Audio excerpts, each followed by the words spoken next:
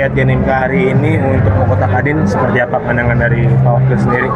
Ya, sangat bagus ya. Alhamdulillah hari ini kedua kandidat calon ketua Kadin Tangsel hadir secara langsung didampingi oleh para pendukung peserta anggota Kadin Kota Tangerang Selatan.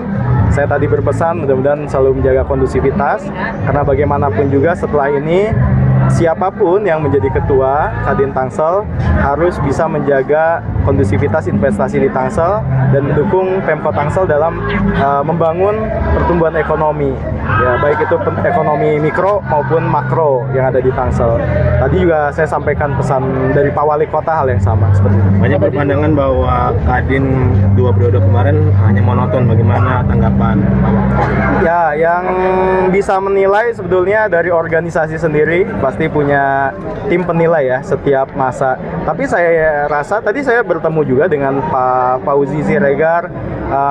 Setiap masa itu punya kekhasan masing-masing, punya gaya kepemimpinan masing-masing. Nah, saya yakin kalau misalkan ada regenerasi harusnya bisa lebih baik.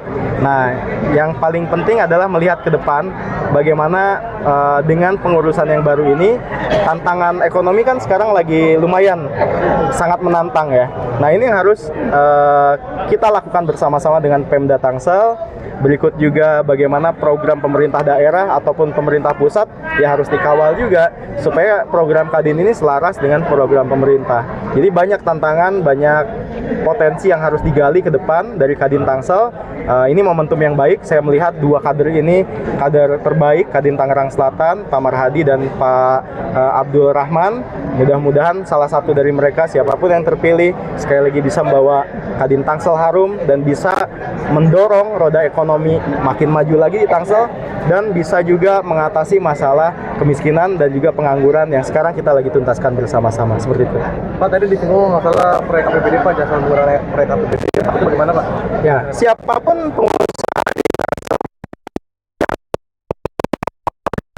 harus mengikuti aturan.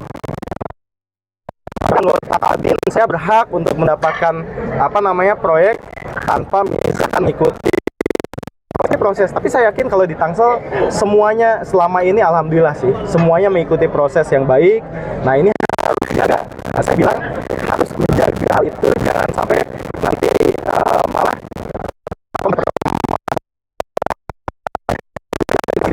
supaya tetap